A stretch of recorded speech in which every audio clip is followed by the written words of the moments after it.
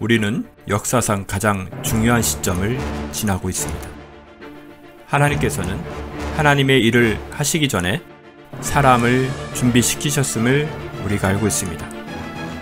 하나님 말씀은 마지막 때에 대추수, 대부흥의 때가 있다고 분명히 예언하고 있습니다. 아멘. 하나님의 말씀이 그대로 성취될 것을 믿습니다.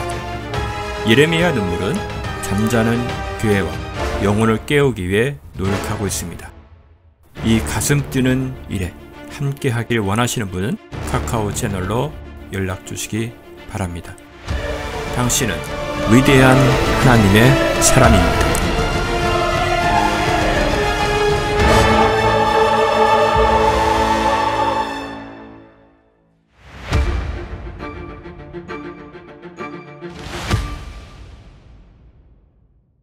부끄럽게 여기지는 그 일에 대해서 그때에는 무슨 열매를 얻었느냐? 그런 일들을 끝은 사망이니라. 아멘. 제가 이 놓치는 바람에 조금 예. 이단들을 연구를 하다 보면 우리 성도들 각자가 가지고 있는 마음속에 두려움이 무엇인지 잘 알고 있고 그 부분들을 파고 들어와서 우리로 하여금 뭔가 구원에 대한 안정감을 심어주는 조건으로 그들이 요구하는 뭔가를 하게 하는 것이 이단이 가지고 있는 특징입니다. 아마 처음에는 마음을 달라 그리고 두 번째는 여러분들이 가지고 있는 물질을 달라 할 것이고 세 번째는 아마도 여러분의 우리가 가지고 있는 미래의 모든 계획과 설계를 자기들이 설정한 대로 해라.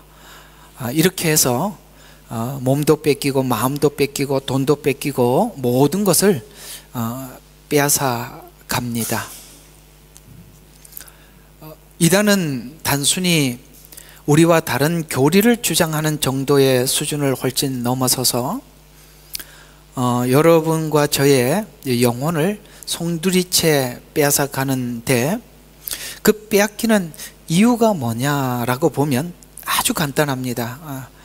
세상 사람들은 죽고 난 이후에 하나님의 구원과 심판에 대한 이해가 없기 때문에 용감하게 삽니다. 용감하게 산다는 말이 맞을 거예요. 아무것도 모르니까 용감하지요.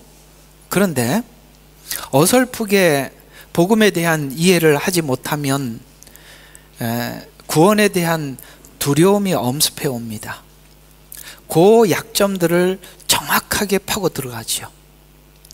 그래서 여러분들의 마음과 몸과 재산을 모두 빼앗아서 우리 인생이 아닌 그들이 설계해 놓은 대로 인생을 살아가게 만듭니다.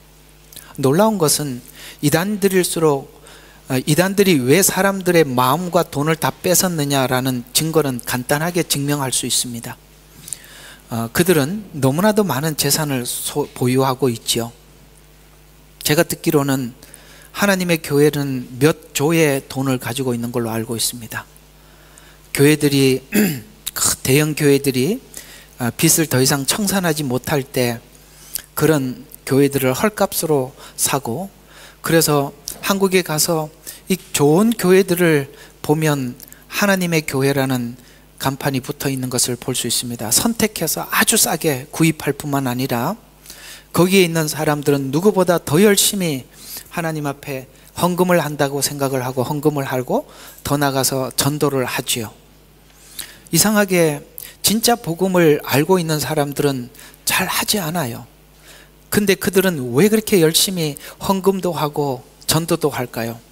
구원받기 위해서 그러는 것입니다. 그렇게 해서 결국엔 사실은 자기들의 세를 확장하기 위한 것이죠. 통일교 여러분 재산이 얼마나 많으신지 아시죠? 이 모든 이단들은 그 재산에 모아진 재산은 얼마인지 계산이 안 될 정도로 참 많이 있습니다. 왜 그랬을까요? 우리가 평범하게 기독교인들이 그렇게 교회에 헌금하는 걸 봤습니까? 그들이 그렇게 헌금을 하는 데는 이유가 있습니다. 이 구원에 대한 이해가 부족하기 때문에 누군가를 의존하게 만드는 것입니다. 그 의존성이 그들이 이단에 깊어지면 깊어질수록 빠져나올 수 없는 이유는 그들과 분리가 되면 영원히 구원을 잃어버릴 것 같다라는 생각과 두려움 때문에 결코 그곳에서 빠져나올 수 없도록 묶어두는 것입니다. 여러분과 제가 지금 로마서를 6장 거의 마무리 부분에 와 있죠. 여러분들이 이 로마서에서 설명하고 있는 구원, 제가 여러분들에게 로마서를 계속 강의하고 있는 이 구원이 성경이 말씀하고 있는 정확한 구원의 정통적인 사도들이 전한 정확한 복음의 메시지인 것입니다. 이 부분에 대한 이해가 여러분들도 부족하게 되면 뭔가 누군가 사람에게 어떤 나의 부족한 믿음을 누군가에게 의존하려고 하는 마음을 가지게 됩니다. 그 의존하려고 하는 마음이 생기는 즉시 완전히 우리는 넘어지게 되죠. 여러분, 하나님께서 우리가 믿음을 갖게 되는 경로가 어떤 경로를 통해서 어떻게 믿음이 우리에게 주어지는가를 아브라함의 생애를 통해서 잘 설명을 하고 있는데, 아브라함이 뭔가 마음에 하나님의 믿음에 대한 하자가 생기거나 뭔가 부족함을 느꼈을 때 하나님이 나타나서 아브라함에게 하셨던 말을 기억하십니까? 어떤 말을 하셨을까요? 이런 말씀을 하셨습니다. 나는 완전하다. 나는 완전하다. 너는 행하여 나로 하여금 완전하라고 말씀을 하십니다. 하나님은 완전하다고 말씀을 하십니다. 무슨 이야기입니까? 우리는 예수 그리스도를 아는 복음, 그 믿음이, 그 복음이 완전한 복음입니다. 뭔가 누군가에게 기댈 것이 전혀 없다는 것입니다. 누군가가 우리의 부족한 믿음을 보충해 줄 이유가 하나도 없다는 것입니다. 우리가 예수 그리스도를 믿는 믿음, 그것이 완전한 믿음인데, 아브라함은 그런 의심과 의문이 생겼습니다. 그런 의심과 의문이 아브라함이 생겼다는 것은 우리 모두에게도 생길 수 있는 이야기라는 얘기가 되는 것입니다. 그때 우리는 사람을 의존하는 것이 아니라 하나님께서 우리에게 하신 구원이 무엇인지를 더 정확하게 보고 알 때 우리는 사람에게 의존하는 것이 아니라 예수 그리스도 그분 한 분만이 우리의 구원의 완전한 분이라는 것을 알아가도록 설명한 것이 로마서입니다. 로마서 한 권만이라도 잘 소화를 했더라면 그들은 그런 실수를 범하지 않았을 텐데, 그런 이 복음에 대한 이해가 부족하니 그런 실수를 범할 수밖에 없지요. 여러분, 그런 차원에서 이 로마서에 설명하고 있는 이 메시지들을 여러분들이 좀 잘 듣고 소화하셔서, 사랑하는 여러분, 이 마지막 때 너무나도 많은 이단들이 이렇게 생겨나게 되고 또 우리를 미혹하게 될 것입니다. 오늘 광고 시간에 이 요한계시록에 있는 7교회, 2교회 이야기를 잠깐 언급해서 말씀을 드렸습니다만, 지금 가만히 생각을 해보니까 이 요한계시록은 잘 마쳤는데 7교회 이야기는 안 하고 지나갔네요. 그죠? 사람들은 그러더라고. 요한계시록 한다고 그래서 7교회 하다가 그 다음은 안 하더라 그러는데 우리는 거꾸로 된 것 같아요. 그리고 보니까 이 아쉽기는 해요. 여기 7교회를 보면 각 교회마다가 공격을 받는 부분들이 다 달랐어요. 누구는 율법주의, 유대인들이 가지고 있는 율법주의의 공격을 받았었고요. 누구는 신비주의의 공격을 받았고요. 여러 가지 다양한 공격을 받았습니다만 하나님께서는 그에 대해서 충분히 잘 방어하라고 우리에게 부탁을 하고 있는 것입니다. 이것은 각 교회가 가지고 있는, 지금 현재 각 교회가 가지고 있는 공격 방법이기도 하고 각 성도들이 가지고 있는 사단으로부터 받는 공격의 방법이기도 하겠죠. 그러나 그 부분에 대해서 하나님께서는 우리에게 주의하라고 여러 번 말씀을 하신 것을 우리가 각자가 각자에게 받는 공격에 대해서 내가 무슨 공격을 받는지 알고 준비를 하고 이제 마지막 시대를 준비하라는 차원에서 7교회가 가지고 있는 그 여러 가지 공격에 대해서 설명을 하고 있는 것입니다.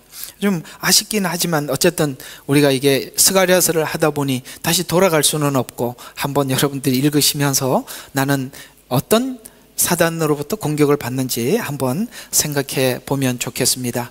오늘 이제 우리가 신앙생활을 하는 과정 속에 오늘 이 본문이 가지고 있는 내용과 오늘 이 제목 한번 보시면 이 부분에 대한 이해로 인해서 사람들이 많은 부분들이 이 부분에 대한 이해가 부족해서 사람들이 그 이단에게 문을 열어놓고 있는 경우가 많이 있다는 것을 우리가 알 수 있는데요. 이 부분에 대한 설명들이 명쾌하지 못한 사람들이 굉장히 많이 있다는 것입니다. 오늘 그 부분을 한번 다뤄보려고 하는데, 의의 자유가 죄의 해방은 아닙니다 라는 이 두 가지 한번 끊어서, 의의 자유, 우리는 하나님 예수 그리스도를 믿어서 의롭게 된 건 맞습니다. 그리고 우리는 그리스도 예수 안에는 정죄함이 없는 자유를 얻은 건 맞습니다. 그런데 문제는 이것이 죄로부터 완전히 해방된 것이냐 라는 것에 대해서 사람들은 해방이라고 이야기를 하면 이상한 신앙들이 되는 것입니다. 그러나 이것이 죄의 해방은 아니라는 것에 대해서 오늘 설명을 해보려고 하는 것입니다. 여러분들은 주님을 구주로 영접하는 순간 의롭게 되었습니다. 그리고 여러분들은 자유인이 된 건 맞습니다. 그런데 그 뒤에 이어서 나오는 그러므로 죄로부터 모든 것이 자유다, 해방이다 라고 설명을 하는 이 자유주의 신학, 이것이 지금 현재 교회의 많은 사람들에게 잘못 전달됨으로 인해서 이 부분에 대해서는 이렇게들 많이 설명을 하고 있거든요.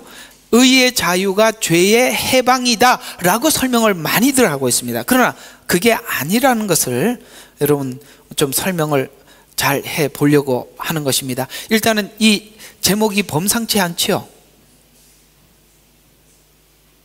맞죠? 예, 범상치 않습니다. 의의 자유, 이걸 설명을 하는데 죄에서부터 해방이다, 아닙니다. 우리는 죄로부터 나왔기 때문에 죄로부터 나와서 의롭게 되었고 의롭게만 되었지 실제 의롭게 된 완성은 아닙니다. 그렇죠? 그래서 우리는 의를 향해 가는 겁니다. 이것을 둘을 구분을 해서 설명을 해야 되는데, 이것이 죄를 지으면 구원을 잃는다 이런 식으로 가는 것도 완전히 엉터리고, 아시겠어요? 그리고 이제는 우리가 모든 것에 자유함을 얻었다라고 생각해서 방종으로 가는 것도 엉터리란 말이에요. 이 둘의 조화가 있단 말이에요. 이 조화를 나누어서 설명을 해야 되는데 뭉쳐놓는 순간 무조건 헷갈리게 돼 있다 이 말이에요. 자, 지나도록 머리를 돌리시기를 바랍니다. 자, 로마서 6장 전체에 다루는 중요한 주제는 오늘 여기 1절에 말하는 이 내용입니다. 그런즉 우리가 무슨 말을 하리요? 은혜가 넘치게 하려고 죄에 거하겠느냐라는 질문입니다. 왜? 인간은 값없이 구원을 주셨다라고 하면 값없이 받았으니 이런 것도 없네? 잃어버린 것도 없네? 그러니 우리가 옛 생활로 되돌아가면서 가서 옛날 생활대로 살더라도 구원은 받았으니 우리가 옛 생활로 되돌아가서 그냥 옛날처럼 사는 게 무슨 문제가 되겠나라는 것이 인간의 뭐 때문에 생기는 질문이라고요? 악한 성품. 사람은 자기에게 유익한 게 뭔가를 따지는 게 인간이에요. 그죠? 일단은 이것부터 우리 공감하고 넘어가야 되는데 아무 표정을 안 하니 이거 넘어갈 수도 없고, 다시 한번, 사람은 무슨 제안을 하면 자기에게 돌아올 유익부터 생각하는 게 인간이다 이 말입니다. 그렇죠? 예, 남에게 뭘 해줄까 이런 생각은 인간은 기본적으로 못하는 것입니다. 그런 것처럼 하나님께서 은혜로 구원을 받았으니까 은혜로 어떻게 살아도 은혜가 주관할 게 아닌가, 그러니 우리가 어떻게 살아도 상관이 없겠네? 그래도 막 살아도 되겠네? 이렇게 생각하는 게 거저 은혜로 구원을 받았다라고 설명을 듣는 순간 인간은 그렇게 생각한단 말이에요. 그 질문이 바로 6장 1절에서 우리 모두가 할 수 있는 질문을 그대로 적은 것이죠. 다시 한번 보세요. 뭐라고 이야기했다고요? 그런즉 우리가 무슨 말을 하리요? 은혜가 넘치게 하려고 죄에 거하겠느냐? 라는 질문을 하고 성경은 스스로 대답을 하죠. 결코 그럴 수 없느니라. 이렇게 나왔습니다. 오늘 여기 주제가 뭐라고요? 결코 그럴 수 없느니라. 죄의 해방은 아니다 이 말입니다. 결코 그럴 수 없느니라. 이 질문이 15절에서도 똑같이 1절부터 14절까지 설명을 하다가 다시 15절에 또 중간에 한 번 더 집어넣죠. 그런즉 어떻게 하리요? 우리가 율법 아래에 있지 않고 은혜 아래에 있으니 죄를 지어도 된다는 말이냐? 결코 그럴 수 없느니라. 오늘 두 번이나 여기 들어와 있단 말이에요. 6장이 뭘 설명하려고 하는지 아시겠죠? 은혜로 구원을 받았다면 죄에 대해서 완전히 해방이냐? 라는 말 앞에서 결코 그럴 수 없느니라는 말은 잘 들어봐요. 명령이에요? 자발적인 대답이에요? 오케이. 야, 됐어요. 그러면 이제 설명 안 해도 돼요. 바로 이 부분이라는 거예요. 구약에서는 이것이 명령에서 명령으로 집행이 되어 있어요. 그러나 지금은 뭐예요? 결코 그럴 수 없는 이라가 내 안에서 나오는 것이죠. 그러니까 죄에서 자유가 아니라 죄에서 자유를, 죄로부터 나를 다스림이 내 안에서부터 거부돼서 나온다 이 말이에요. 죄를 내 스스로 다스린다. 이걸 그대로 에덴 동산에서 선악과 사건에 갖다 놓으면 여러분들이 전부 다 똑같이 사단에게 유혹을 받는 아담이라고 한다면, 하와라고 한다면 선악과를 먹으라, 먹는 날에는 눈이 밝아 하나님같이 되리라, 헛소리 하지 마라, 결코 그럴 수 없느니라. 이게 내 안에서 스스로 거부하는 이런 형태로 나오는 것이 구원이다 이 말입니다. 거기는 왜 그렇게 먹었을까요? 법이니까. 법은 우리 마음까지 바꿔놓지는 못합니다. 그렇죠?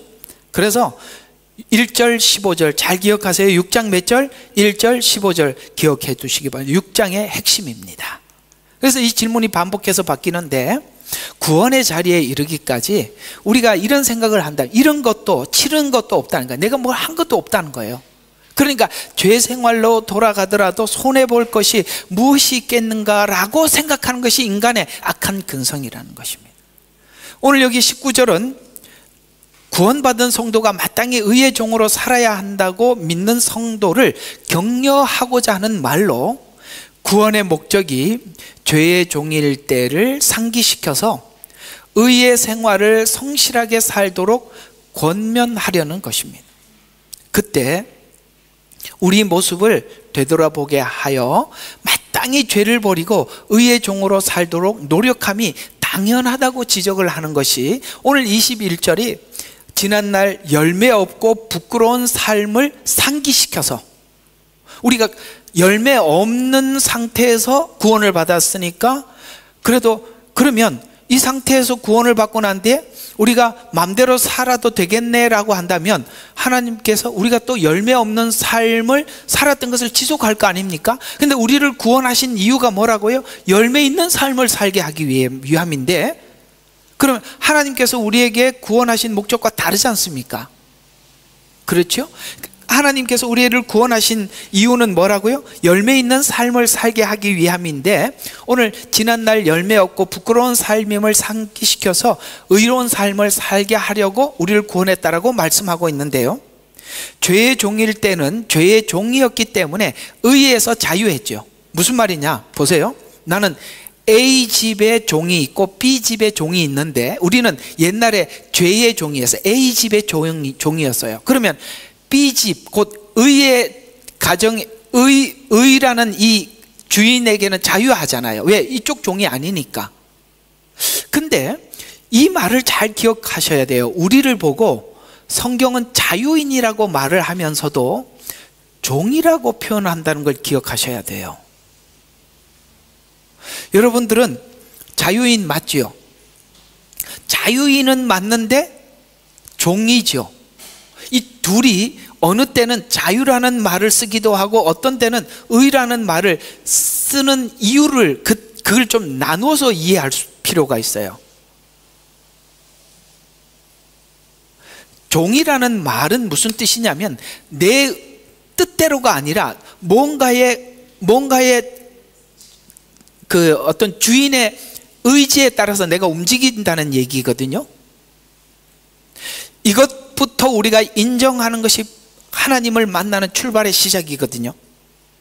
사람들은 그렇게 생각합니다. 내가 내 마음대로 선택하고 내 뜻대로 산다라고 일반적으로 사람들이 생각을 하고 있지만 성경은 분명히 뭔가에 속해 있다고 분명히 말하고 있습니다. 누구는 죄에 속해 있고 누구는 의에 속해 있는데 우리가 이런 걸 알 겁니다. 내 마음 내 뜻대로 안 되는 거 아시죠? 바로 그걸 이야기. 그래서 어떤 죄의 종일 때는 그 죄가 지시하는 대로 내가 움직이고 있다는 것을 알게 되고, 주님 안에 들어왔을 때는 의가 나를 움직인다는 것을 알게 되는 것입니다. 근데 의는 내 자유의지가 자발적으로 반응하게 하는 것이라면, 죄는 자유의지가 아니라 그 어떤 욕심을, 쉽게 말해서 우리 이렇게 옛날에 뭐죠? 이렇게 그걸 보고 뭐라 그래? 이렇게 막 위에서 움직이면 밑에서 막, 그게 뭐라 그래요? 꼭두각시? 하여튼 헤게모니 맞나? 그렇죠. 예, 이 뭔가 이렇게 하는 대로 이렇게 중국 그 보면 그런 게 있어요. 그렇게 밑에서 막 이렇게 사람이 막 움직이고 이렇게 하듯이, 이게 죄에 따라서 죄가 내 욕심을 자극해서, 죄의 종은 그렇단 말이에요. 이 죄가 내 욕심을 자극해서 죄를 짓도록 유도를 하는데 그것에 철저하게 우리가 반응을 하더라는 거예요.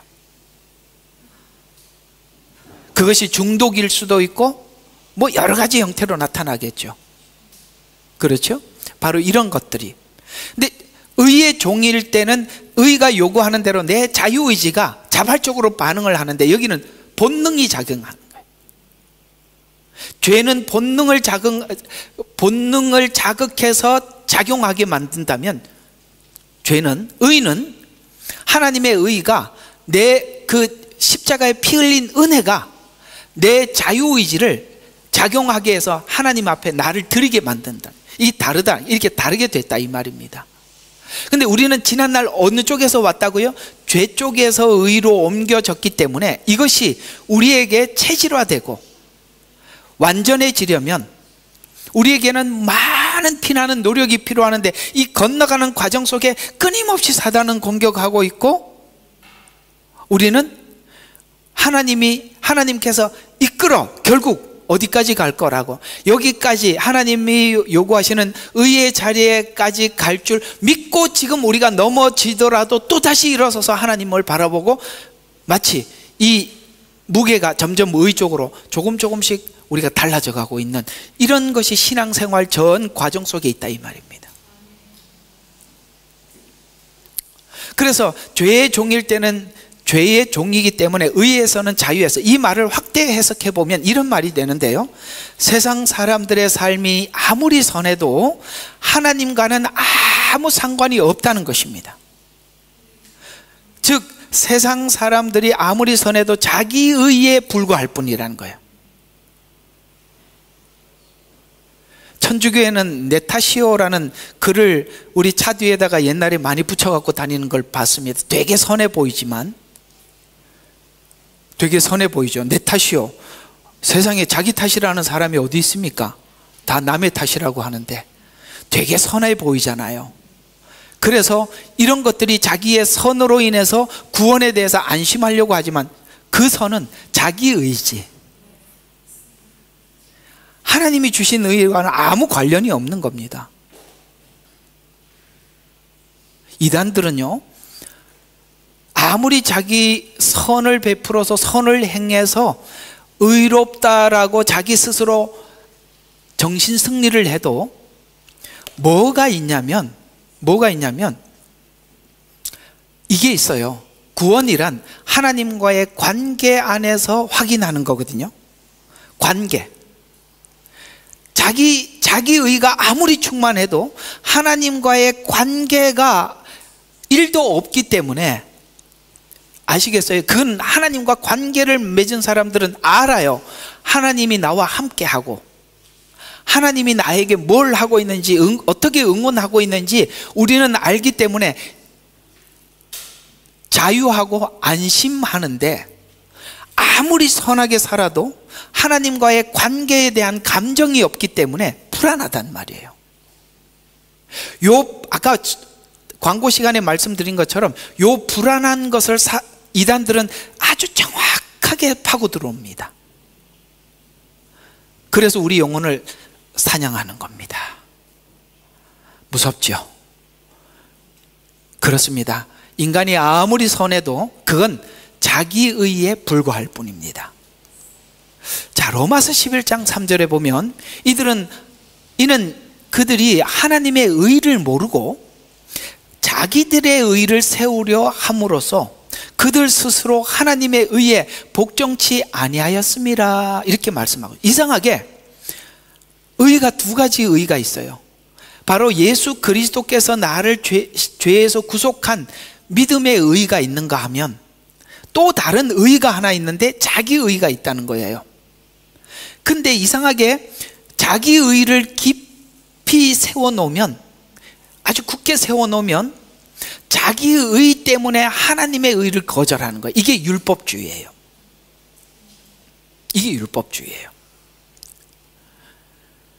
그래서 이는 그들이 하나님의 의를 모르고 자기 의를 세우려 함으로써 그들 스스로가 하나님의 의에 복종치 아니하였음이라. 그러면 이렇게 생각합니다. 자기 의를 가지고 하나님 앞에 구원을 확인하려고 하는 노력만큼 예수님의 십자가의 은혜는 내가 거절하고 있는 것입니다. 왜? 두 의는 공존할 수가 없습니다. 자, 그런 이야기들, 이스라엘 백성들의 의는 단지 자기 의에 불과한데, 이 의는 인간과 인간 사이의 상대적인 의가 될 수밖에 없어요. 하나님이 우리에게 주신 그 십자가의 복음의 의는 절대적인 의예요. 근데 인간이 의롭다라고 스스로 자기가 느끼는 이 의는 상대적이라는 거예요. 하나님 앞에서 자기 자신의 점검하는 의가 아니에요. 그렇기 때문에 하나님이 의의 기준을 갖다 대놓으면, 하나님이 이것이 의다라고 의를 딱 제시를 하면, 그걸 한 번이라도 자기 의와 하나님이 주신 의 사이에서 그 간격을 점검할 틈이 없는 게 죽을 때까지 사단이 쓰는 수법이에요. 알아들으십니까? 왜? 자기 의가 충만하거든요. 그러기 때문에 하나님이 이것이 의다라고 제시해 주신 이 제안을 한 번도 점검해 볼 수가 없어요. 그래서 교회가 조심해야 될 부분 중에 하나가 뭐냐면, 성도들에게 무슨 하나님 앞에 여러분이 하나님 앞에 무슨 일을 하더라도, 얼마나 많은 일을 하더라도 각자의 사람들에게 그 수고와 의에 대해서 지켜 세워주는 순간 우리는 자기 의에 빠지기가 쉬워요. 그래서 교회는 아무리 애를 써도, 수고를 해도 그냥 수고했습니다 라는 이상의 말을 하면 안 돼. 나는 왜 이렇게 오늘 식사 준비도 하고 말이지, 일찍 와서 이것도 하고 저것도 했는데 목사님이 알아주지 안 알아주는 게 그게 사는 길이에요. 이렇게 뭐 헌금도 많이 하고 그런데 왜 몰라주나? 몰라주는 게 사는 길이라고. 왜? 우리 자기 의는 항상 도사리고 있는 것입니다. 그래서 이게 이제 성경이 잘 설명하고 있었던 자기 의에 충만했던 사람들이 누구죠? 예, 바리새인들입니다. 인간의 의는 인간 대 인간의 비교에서 나올 수밖에 없다라고 이렇게 얘기하고 있어요. 누가복음 18장 11절과 13절이 그 이야기죠. 바리새인은 서서 혼자 이렇게 기도하더라. 기도 내용을 성경은 기록하고 있어요. 나는 다른 사람들, 누구하고 비교하고 있어요? 사람. 그래서 다른 사람들, 즉 착취하고 불의하며 가늠 많은 사람들과 같이 아니하고, 우리가 예수 믿는데 내가 어디 가서 나쁜 짓 안 하고 이런 것만 해도 의롭지 않느냐, 그렇게 하면 큰일 난다 이 말입니다.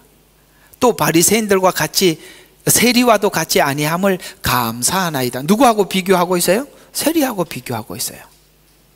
나는, 자, 사람과 비교해서 나는 의롭다. 또 종교적으로도 의롭다. 그게 일주일에 2번 금식하고 내가 가진 모든 것에 11조를 드리나이다. 그러니까 우리 인간이 의를 얻을 때가 두 군데가 있대요. 누구보다 내가 낫다. 또 하나는 뭐예요? 종교적으로 이런 일을 한다. 이런 것들이 우리로부터 의를 심어주는 통로라는 거예요. 이렇게 하는 순간 하나님이 말씀하신 의와는 비교할 기회가 없다는 거예요. 그런데 세리는 멀리 서서 하나님 가까이 오지도 못해요. 차마 눈을 들어 하늘을 우러러보지 못하고 가슴을 치며 말하기를, 하나님이여 죄인인 저에게 자비를 베푸소서. 왜 세리는 하나님께 자비를 요구했을까요? 사람들과 비교할 게 없었기 때문에 그렇습니다. 여러분과 제가 예수를 믿은 이유가 뭘까요? 의롭지 않아서 예수 믿었습니다. 내가 왜 이렇게 험한 인생을 살았을까요? 죄인이라는 걸 밝히기 위해서. 바로 그 자리가 하나님을 만나는 출발점이라는 거예요. 이 예레미야 눈물방에 있는 분들 이번에 이렇게 쭉 보면서 참 신기한 게, 천주교에서 오신 분들이 그렇게 많아요. 옛날에 한번 하나님께서 제게 어떤 꿈을 꾸게 하셨는데, 수녀들하고 신부들이 제 설교 들으러 많이 와 있더라고요. 그래서 천주교에서 많이 오는구나 이런 생각이 들었네. 저희 방에 천주교에서 오신 분들이 꽤 많습니다. 왜냐하면 그곳은 선행, 자기의, 혹시나 그 자기의가 하나님 앞에 미치지 못했을 때 고해 성사를 통해서라도 의를 유지해 왔거든요. 그러나 그걸 아셔야 돼요. 하나님과의 교통이 없으면 뭔가 찝찝한 거예요. 그래, 찜찜한 거야. 예. 아니라는 걸 알거든요. 아니, 뭔가 비었단 말이에요. 그걸 찾는 게 복음입니다. 그 공간을 본 게 축복이라 이 말이에요. 그러나 오늘 바리새인들은 그 공간이 없으니까 보지를 못해요. 그게 저주예요. 성경에 보면 로마서는 처음부터 어떻게 설명을 하냐면, 내어버려 둔 게 저주입니다. 안 비춰주는 게 저주다 이 말이에요. 그래서 자기의의 특징은 다른 사람과의 다를 뿐만 아니라 종교 생활에서 다르다라고 그걸 우월감을 내 속에 가지고 있는 순간 성경이 제시하는 의와 항상 부딪히더라. 이것이 세상 사람이 가지는 의입니다. 성경의 의는 하나님의 의고 기준과 대상이 하나님입니다. 그래서 이 하나님의 의를 얻기 위해서는 마태복음 5장 3절부터 나오는 이 팔복이 구약에 있는 율법 때문에 씨름한 결과 이 자리에 와야, 율법이 우리를 이 자리에 딱 갖다 놔야 율법을 제대로 본 거거든요. 율법 때문에 씨름을 해서 어떻게 돼서 세리처럼 심령이 가난해진 거예요. 하나님, 나는 내 스스로 의를 획득할 수 없습니다. 심령이 가난한 자는 복이 있나니 천국이 저희 것임이라. 여기 바리새인들은 심령이 가난한 게 아니라 너무나도 배가 불러 있어요. 주님 앞에 올 이유가 없어요. 율법의 목적이 뭐라고요? 심령을 가난하게 만드는 거였단 말이에요. 그 다음에 애통하게 만들었어요. 하나님, 내 스스로는 의를 창출할 아무것도 없습니다. 애통했습니다. 위로받기를 원해요. 온유한 자 의에 줄이고 목말랐어요. 국률이 여기는 자 마음이 정결해요. 화평케 하는 자. 이런 것들이 전부 다 구약의 율법이 결과적으로 데려다 놓은 현장이라는 거예요. 율법을 자기 마음대로 써버리면 바리새인이 되고, 율법을 주신 목적 그대로 잘 사용을 하면 오늘 이 팔복의 자리에 와 있는 겁니다. 우리 모두는 바로 여기에 해당한 어떤 공간에서 주님 앞에 온 거예요. 애통해서 왔던지, 심령이 가난해서 왔던지, 의에 줄이고 목말라서 왔던지, 마음이 청결한 자는 내 의가 쓰레기 의라는 걸 잘 알게 되어 있어요. 그런데 이 쓰레기 같은 의를 바리새인들은 의라고 붙잡고 있는 것입니다. 그러니 복음이 그들에게는 아무 필요가 없는 것입니다. 죄인을 부르러 왔다는 말이 그 말입니다. 의를 가진 자를 위하여 천국은 저희 것입니다. 팔복이 하나님의 의를 기준으로 한 자기 점검입니다. 하나님 앞에서 의를 점검하면 우리는 항상 그 의가 부족하고 그 다음에 채울 수 없는 목마름이 있다는 것을 우리는 알 수밖에 없습니다. 구원이 자기 의에서 벗어나 하나님의 의를 발견한 후 하나님을 알고 돌아온 것이 구원이며 값없이 받은 것인데, 그래서 이렇게 받은 구원이 옛 생활로 되돌아갈 수 없다라고 철저하게 우리 자신이 하나님 앞에 다짐하고 고백할 수밖에 없다는 것이죠. 지난날 하나님과 관계없는 삶이었고 지금은 하나님과 관계 있는 삶이 되어서 이제는 그 하나님의 그 복음, 그 피 흘리신 은혜를 저버리고 돌아갈 수 없게 된 이 현장, 그것이 바로 저와 여러분이 구원 앞에 하나님 앞에 서 있는 우리의 모습들인 것입니다. 로마서 6장의 핵심은 예전 생활로 돌아가는 것이 얼마나 웃기는 일이냐, 말도 안 되는 일이 아닌가라고 우리에게 설명을 하고 있는 것입니다. 의에 대해서 자유했던 시절의 특징들에 대해서 21절에 오늘 읽었던 21절이 첫 번째, 열매 없는 삶이 아니었냐? 너 그때 예수님 모르고 살 때 네 스스로 의롭다고 난 누구보다 그래도 괜찮냐라고 생각했던 그때 너에게 열매가 있었냐라고 묻습니다. 우리가 학교를 다녀보면, 제가 학교 다닐 때는 꼭 좀 껄렁한 애들은 그 뒤에 앉아 있어요. 뒤에 앉아서 뭐 항상 아시죠? 뭐 공부 시간에 이렇게 만화책 쳐다보고 앉아 있던지 비슷한 학교를 다닌 모양인데, 저희들은 기독교 썩 학교면서도 그래서 했습니다. 꼭 껄렁한 놈들은 뒤에 앉아 있어요. 4시간 수업 마치고 밥 먹는 예는 없습니다. 2시간, 3시간 도시락 다 까먹고 점심시간에는 숟가락 들고 다니죠. 여학생들도 그랬나 봐요. 우리 남자들은 그렇게 살았다 이 말입니다. 하여튼 그랬습니다. 또 모범적이고 힘이 없는 애들은 무조건 앞으로 밀려서 거기 지키라 그랬었습니다.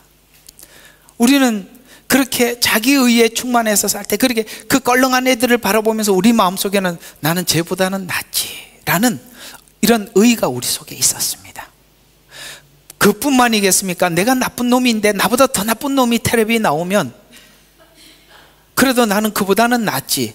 그래서 우리는 죽을 때까지 나보다 못한 인간들을 보게 된다 이 말입니다. 그래서 우리는 자기 의에 충만해질 수밖에 없어요. 교회 안에서도 사람들을 이게 1, 2, 3, 4, 5등 그렇게 이렇게 등수를 나누면 나는 누구보다 낫다라, 그래서 장로가 됐다, 그러면 평생 이 사람이 해결이 안 되는 겁니다. 그걸 나누지 말아야 돼요. 이걸 아셔야 돼요. 교회 직분은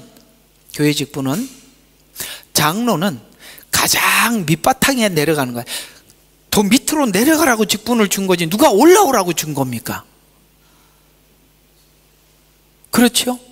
제일 뒤에, 밥 먹을 때도 뒤에 서라 이 말이에요. 교회 올 때도 제일 먼저 와서 청소부터 하라는 거예요.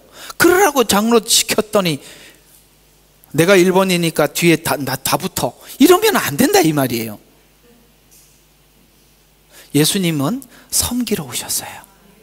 그분이 마땅히 섬김을 받아야 당연함에도 불구하고 나는 섬기려 하고 많은 사람들의 대속물로 자신의 생명을 주기 위해서 오셨다라고 말씀하고 있습니다. 이것이 바로 하나님 앞에 의를 얻은 사람들이 당연한 자세라 이 말입니다. 그래서 우리는 지난날 하나님을 알지 못했을 때는 열매 없는 삶이라고 분명히 성경은 지적하고 있습니다. 절대적인 목표를 가지고 있지 못하지요.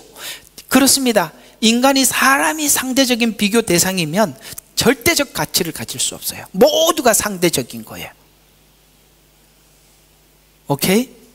전부 다 상대적이라 이 말이에요. 그래서 절대적 가치를 가지지 못했기 때문에 되거나 뭔가가 되거나 진전된 삶이 없을 수밖에 없었어요. 만족과 행복을 구하지만 어디에 경점에 도달하면 또 부족한 걸 느끼죠. 우리가 하나님이 주신 의는 그게 없어요. 세상의 만족은 좋은 것을 구하는 것뿐이에요. 세상에는 목적이 없다는 것을 가장 잘 드러내는 대목이 뭐냐? 유행입니다. 문화입니다. 유행은 뭘까요? 열매 없는 삶을 감추려는, 우리 모두 다 동의해서 감추는 거예요. 자동차도 보면요, 옛날에는 각진 게 고급 차였어요. 그러다 어느 날 둥글게 바꿔. 근데 또 각진 거 타고 다니면 9달달이라 또 바꿔야지, 둥근 걸로. 그것도 둥근 걸로 바꿔놓으면 또 자동차 회사에서 요쯤이면 또 각진 걸로 또 바꿔. 내가 물어봤어요. 그 두 가지를 병행한대네. 그래서 어느 날 각진 게 유행이면 전부 다 각진 걸 산대요. 그러면 또 둥글둥글한 것 하면 또 이게 유행이 뒤떨어지니까 이거 바꿔야 되는데, 사람들 그렇게 충동을 하게 만든다는 거예요. 그러면 또 바꾸면, 그래, 넥타이가 바뀌듯이 양복도 그렇잖아요. 이게 얼마나 단순해요, 그죠? 이 단순한 게 언제는 여기에 6개 단추하든지 아니면 2개를 바꾸든지 아니면 5개 바꾸고 이렇게 계속 돌려. 그러면 또 사람들이 또 사. 여성들의 옷이 얼마나 패션이 많겠어요. 이런 것처럼 유행이라는 것이 뭔가가 사람들에게 훅 지나가지만 또 다른 것이 오는데, 그것이 성경과 반대되는 유행임에도 불구하고 사람들이 거기에 올인하는 것은 성경과 반대되는 것인 걸 알면서도 감추려고 하는 거죠. 모두 다 우리가 같이 유행을 타자 이렇게 해서 동의해서 감추는 것이 유행입니다. 그래서 유행은 열매 없는 삶을 감추려는 것으로 드러나는 변화라는 이름으로 감추는 겁니다. 유행, 문화, 전통, 이런 것들이 그것입니다. 예수님께서 이 땅에 오셔서도 전통에 대해서 꾸짖으셨죠. 바리새인들은 전통을 소중히 여겼습니다. 전통이라는 이름으로 죄를 정당화하는 그런 감추어진 거짓 얼마나 많은지 그게 있어요. 그렇다면 그런 줄 알고 지나가십시오. 생각을 많이 해보시면 여러분들도 도움이 될 것입니다. 그러니 여기 여러분들에게 주장하고 싶은 것은 유행을 따라가지 말라. 자, 유행은 내용이 있는 것이 아니라 잠시 목적을 새롭게 하고 순간 지나고 싶은 심리일 뿐인 것입니다. 지금 것으로 만족하지 못한다는 가난함을 폭로하는 것입니다.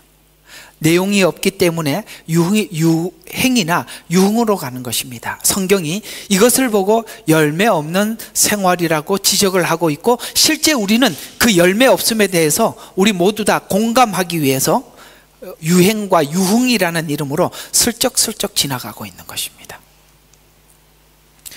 그때는 목표도 없었고 앞으로 나갈 수도 없었습니다. 딱 시편에서 말씀하는 것처럼 알맹이가 없으니까 바람, 곧 유행을 따라서 움직이는 겨와 같다라는 것입니다. 아셨습니까? 이 교회가 유행을 탄다는 것은 참 아픈 이야기입니다. 옛날에 이 이야기를 하다 보니까 제가 섬겼던, 집사 때 섬겼던 목사님 말씀이 생각이 나는데, 그때 가짜 눈썹이 나오기 시작해서 이 교인들이 전부 다 가짜 눈썹을 붙이고 갑자기 없던 눈썹이 이렇게 길어서 나온 거예요. 목사님이 얼마나 야단을 치는지 어디 가짜 눈썹을 붙여갖고 예배 나왔다고 막 야단을 치시는, 그때 옛날에 그 가짜 눈썹에도 야단을 쳤는데 요즘은 가짜 눈썹 붙였다고 야단을 쳤다가는 이 뭐 이런 말을 하시는 생각이, 처음에는 그게 유행이 충격이었다 이 말입니다. 왜 자꾸 유행에 따라가느냐, 내 공허함을 유행이라는 포장으로 나를 감추려는 것입니다. 그래서 성경은 이것을 바람에 나는 겨와 같도다 이렇게 말씀했던 것입니다. 단정한 생활은 목적이 뚜렷할 때 단정해지고 질서가 나타나는 것입니다. 뭔가 내 안에 질서가 없고 단정하지 못한 것은 내 마음이 흐트러졌다는 증거예요. 제가 호주에 살면서 참 좋은 건 뭐냐면, 페인트 칠한 사람이 페인트 칠했던 게 옷에 페인트가 잔뜩 묻어서 지하철을 타도 아무도 뭐라 하지 않아요.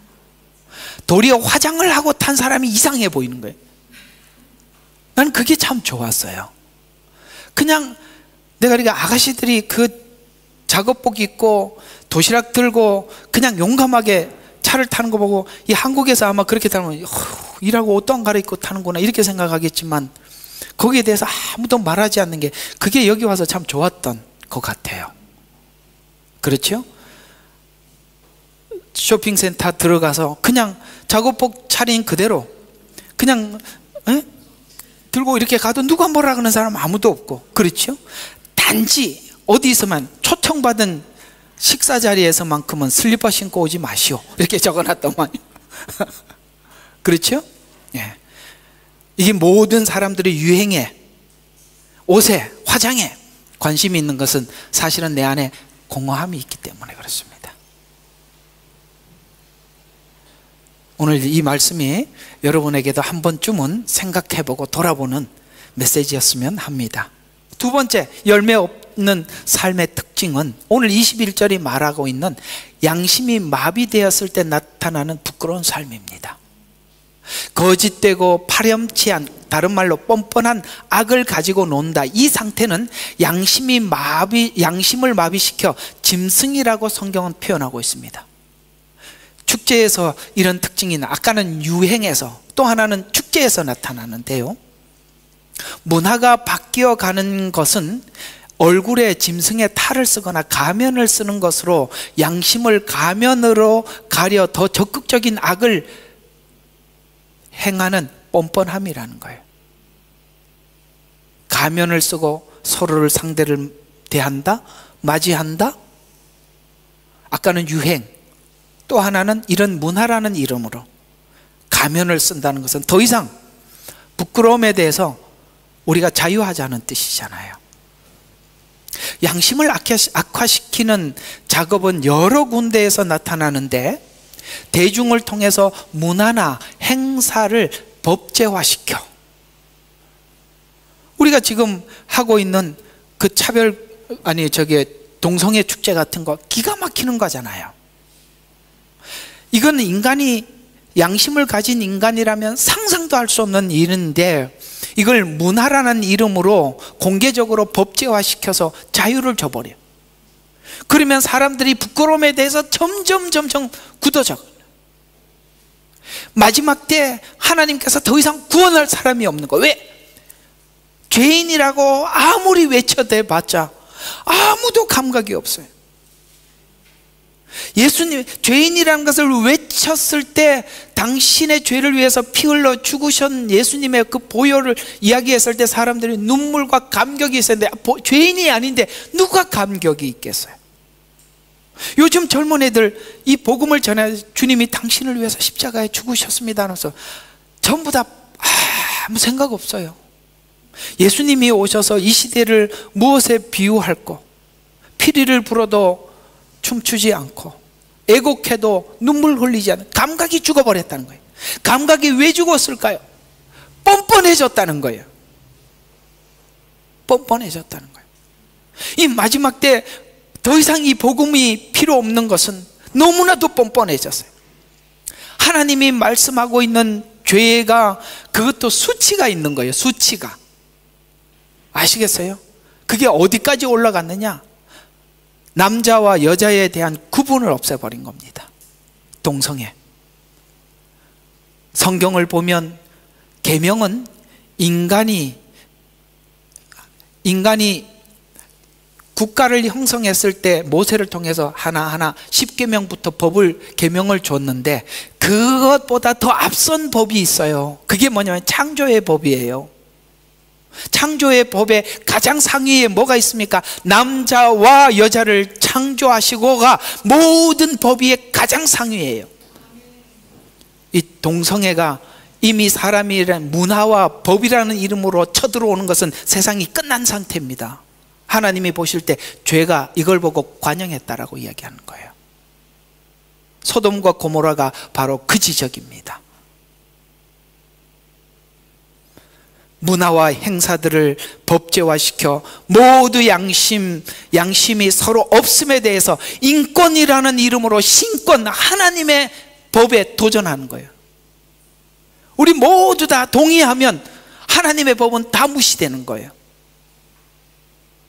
하나님은 더 이상 기대할 것이 없는 것인데 이것이 교회까지 쳐들어오면 세상은 다 끝난 것입니다.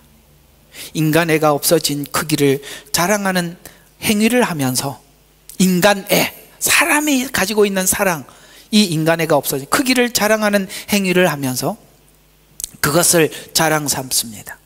하나님의 의가 없어진 자들의 결과에 대해서 성경은 이렇게 증언을 하고 있습니다. 에베소서 4장 17절과 19절에는 그러므로 이것을 말하고 주 안에서 증거하노니 너희는 더 이상 다른 이방인들처럼, 우리가 죄를 계속 거듭 지으면 뭘로 간다고요? 허망한 마음으로 행하지 마라. 마음이 허망해져요. 마음을 지킬 수가 없어요. 기준이 없어요. 허망하지 마라. 그래서 그 허망한 마음이 점점 허망하며 악으로 가기 때문에 마음이 완고해져 가는 거예요. 순서가 있단 말이에요. 하나님의 것으로 채우지 못하면 우리 마음이 공허해지면은 그 마음 속에 악이 들어와서 완고해져 가는 거예요. 그 마음의 완고함 때문에 그들 안에 무지를 통해서, 아시겠어요? 더 이상 하나님을 알려고 하는 이 지혜를 갖지를 못해요. 그래서 무지를 통해서 하나님의 생명에서 점점 멀리라는 말을 왜 했겠어요? 그것도 수준이 있는 거예요. 점점 멀리 갈 수 있는 거예요. 그래서 멀리 떨어져 있고 명철은 어두워져서 정말 바보 같아요. 얘기를 해보면 말이 안 통해요. 말이. 왜요? 명철이 어두워졌고 감각을 상실해서 자신을 방탕해 그냥 나를 내어주는 거죠. 욕심으로 모든 불결한 것을 행하느니라. 아멘. 잘 기억하십시오. 욕심을 쥐고, 아까 내가 헤게모니가 아마 맞을 거예요. 위에서 이렇게 하면은 밑에서 막 그대로, 사단이 하자는 대로 욕심을 따라서 주니까 그 욕심을 따라서 그냥 내가 움직이는 거예요. 이게 죄의 종이라는 거예요. 그러니까 욕심으로 모든 불결한 것을 행하느니라. 여기 말하는 이 허망이라 목표 없다는 뜻이에요. 그러니까 유행을 따라가고, 아시겠어요? 축제에 빠지는 거예요. 뭐 옛날에 한국에서 이렇게 많은 사람들이 죽었던 그 자리가 이태원, 이렇게 설교하다 갑자기 이런 게 안 떠오르네요. 그런 축제에 간다는 그 자체가 너무 기가 막히지 않으세요? 예, 귀신 축제에 기독교인들이 왜 이렇게 또 많이 가냐고. 왜? 허망해졌다는 거예요. 이게 목표가 없다는 것이고, 허망으로 가게 된 과정이 마음이 완고함 때문에 총명이 떠나가게 되고 그 결과 무지하고, 그래서 생명에서 떠나 있다. 이게 순서가 있단 말이에요. 채우지 않으면, 우리 마음이 허망할 때 조심하라는 거예요. 허망할 때 한 잔 술로 달래지 마시고, 오케이? 허망할 때 만나지 말아야 될 사람 만나러 찾으러 다니지 마시고, 허망할 때, 마음에 공허할 때 주님을 찾으라, 이 말이에요. 그래서 그 결과 무지해졌고 생명에서는 떠나 있으며 명철과 감각이 없어서 방탕에 자신을 내어주는 불결해졌다는 것입니다. 그래서 양심의 감각이 자신이 굳어지게 하여 더러워졌다는 뜻입니다. 양심이 더러워졌다는 거예요. 그래서 하나님의 의의 기준을 잃어버리게 되어 자신의 의를 다만 상대보다 좀 덜 더러우면, 사람이 그때부터는 딱 비교 대상의 사람이 나보다 더한 사람도 있는데 뭐 이렇게 간다는 거예요. 거기다가 장로가 불륜을 더 저지르고 또 이런 신문에 나와버리면은 아이고 장로도 그런데 집사인 제가 뭘 하겠습니까? 누가 그러더라고요. 아, 장로들도 그렇게 사는데, 아, 제가 뭐 집사인데요. 아이고, 전 초신자인데요. 요즘 보니까 초신자가 훨씬 낫더라고. 그래서 우리가 상대보다 덜 더러우면 깨끗해 보이는 의로 전략해. 그래서 무슨 우리가 가지고 있는 절대적인 의라, 하나님이 보실 때 어떠냐를 거울을 지워버리고 사람을 거울로 갖다 놓기 시작하는 순간 우리는 타락의 출발이, 우리가 거울 자체를 하나님의 절대적인 의가 아니라 사람을 딱 갖다 놓는 순간 이미 내가 변질된 거예요. 아멘 좀 해봐요. 여기서 예? 변질된 거 맞잖아요. 그러나 성도가 된 이후 우리 양심을 더 악화시킬 수 없습니다. 성도가 된 것은 하나님의, 이게 성경이 설명하는 그거예요. 너희는 감각을 찾았다는 거야. 이제는 감각이 온다는 거예요. 찾았던 감각을 잊지 않아서. 그래서 이제는 다른 사람과 비교하여 핑계 댈 수 없는 상태에 와 있기 때문에 본문의 지적은 이렇게 변명할 수 있다는 것입니다. 구원은 공짜로 얻었다. 이제는 은혜 아래에 있다. 심판은 받지 않는다. 그러므로 더러운 데에 다시 가더라도 치르고 온 것이 없기 때문에 또 이르는 것이 없다는 것은 얼마나 더러운 양심이냐라고 우리에게 역으로 공격하고 있는 것입니다. 자, 다시 한번 읽어드릴게요. 이게 지금 보편적으로 설교되어져 가고 있는 틀이에요. 무서운 거예요. 다시 한번 읽어드릴게요. 지나가는 거, 쓱 지나가는 거 같지만 엄청 중요한 이야기예요. 정리한 거거든요. 자, 구원을 공짜로 얻었다. 무료로 받았다. 은혜로 받았다는 거예요. 그래서 이제는 뭘 해도 은혜 아래에서 다 용서가 된다. 심판은 더 이상 우리가 받지 않는다. 그러므로 더러운 데로 가더라도 치르고 온 것이 없기 때문에 잃을 것도 없다 라고 사람들이 생각을 해서 옛생활로 되돌아가는데, 그게 과연 성경이 말씀하고 있는 구원이 우리를 거룩하고 흠없게 하시려기 위해서 우리를 구원했다라는 이 말씀과 같냐? 너가 지금 구원을 제대로 알고 있는 거냐? 복음을 제대로 아느냐라는 질문이에요. 이게 얼마나 더러운 양심이에요. 그래서 예수 믿으면서도 더 더러운 양심을 가진 사람들이 이런 사고 때문에 그렇다 이 말이에요. 이런 사고 때문에.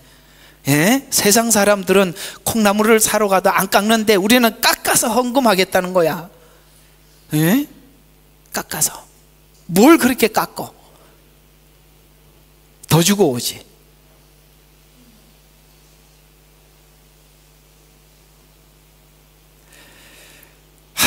이 부분에 대해서는 우리는 참 할 말들이 많습니다. 즉 깨끗해진 곳에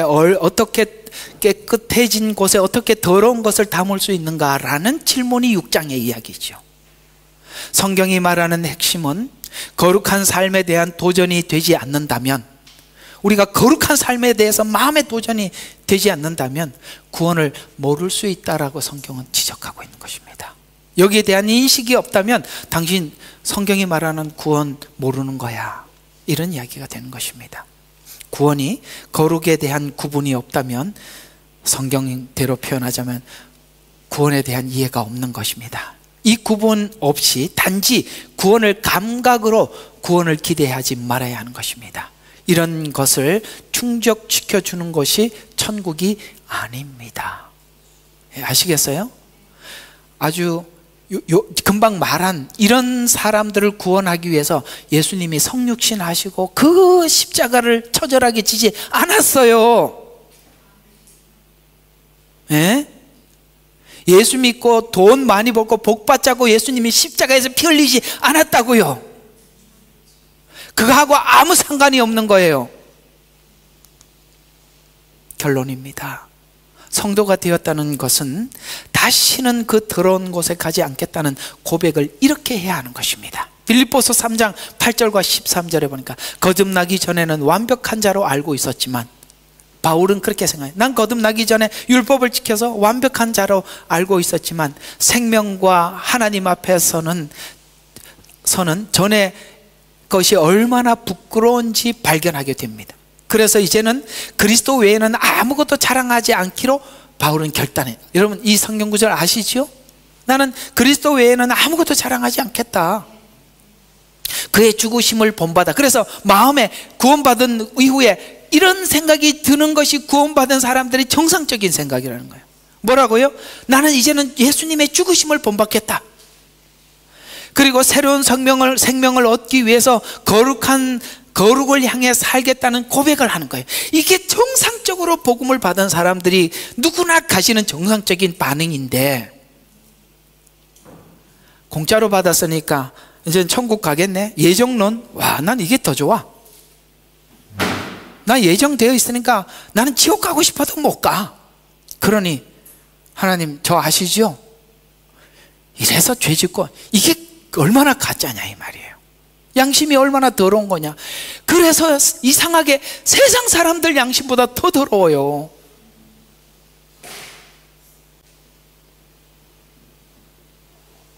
가만히 보면 잘못 복음을 소화하잖아요.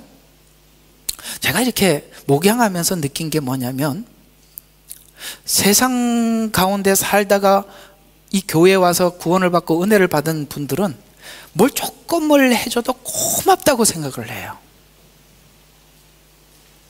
근데 우리는 너무나도 이렇게 익숙해져서 고마운 게 뭔지 다 잊어버려요. 뭘 하라 그래도 세상 가운데 살다가 온 사람들은 철저하게 해요. 왜? 세상은 그렇거든요. 우리가 여기 들어와서 양심이 얼마나 뭔가 이렇게 무뎌졌는지 우리 감각을 자꾸 잃어버리. 그걸 여러분들이 자꾸 되살려야 하는 것입니다. 아시겠어요? 그 잃어버리면 안 돼요. 저 바깥에 나가면 금방 알아봐요. 사람들이 아, 양심이 더럽구나, 깨끗하구나, 금방 압니다. 이상하게 우리가 예수님을 믿으면서 세상 사람들에게 이렇게 밟히는 소금들이 많아서 다만 사람들에게 밟히고 있는 것입니다. 소금은 부패하는 식물에 들어가서 그 부패를 방지하는 방지용으로 써야지, 거기 들어가지 않으면 그냥 쓰레기가 되는 거예요.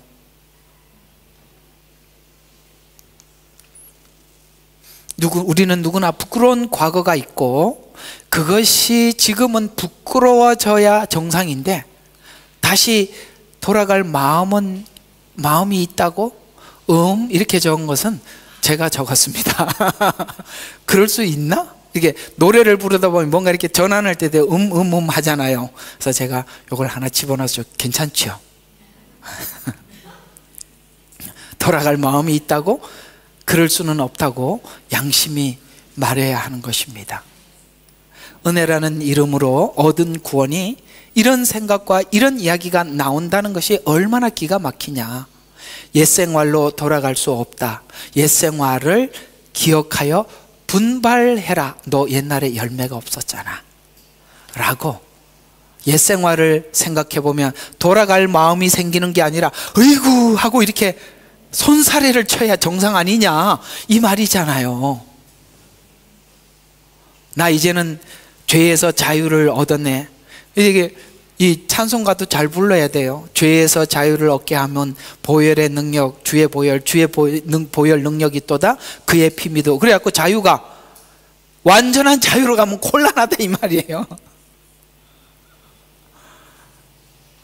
오늘 여기까지 여러분들 은혜가 되시기를 주 이름으로 축원합니다. 기도하겠습니다.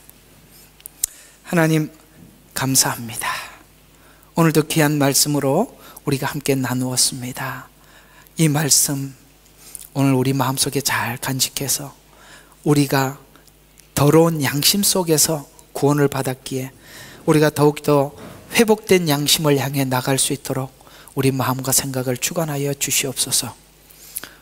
예수님 이름으로 감사하며 기도드렸습니다. 아멘. 예레미야의 눈물은 시대에 맞는 말씀 선포와 변질되지 않은 순수 복음을 외치고 있습니다. 함께 연결되어 하나님께 예배드리며 이 마지막 때에 하나님께 쓰임받길 원하시는 분은 카카오 채널로 연락 주시면 연락드리도록 하겠습니다. 고정 댓글에 채널 경고와 착제에 대비한 예비 채널과 제2채널 링크를 올렸습니다. 이 채널 또한 구독 부탁드리겠습니다. 감사합니다. 우리는 역사상 가장 중요한 시점을 지나고 있습니다. 하나님께서는 하나님의 일을 하시기 전에 사람을 준비시키셨음을 우리가 알고 있습니다. 하나님 말씀은 마지막 때에 대추수, 대부흥의 때가 있다고 분명히 예언하고 있습니다. 아멘. 하나님의 말씀이 그대로 성취될 것을 믿습니다. 예레미야 눈물은 잠자는 교회와 영혼을 깨우기 위해 노력하고 있습니다. 이 가슴 뛰는 일에 함께 하길 원하시는 분은 카카오 채널로 연락 주시기 바랍니다. 당신은 위대한 하나님의 사람입니다.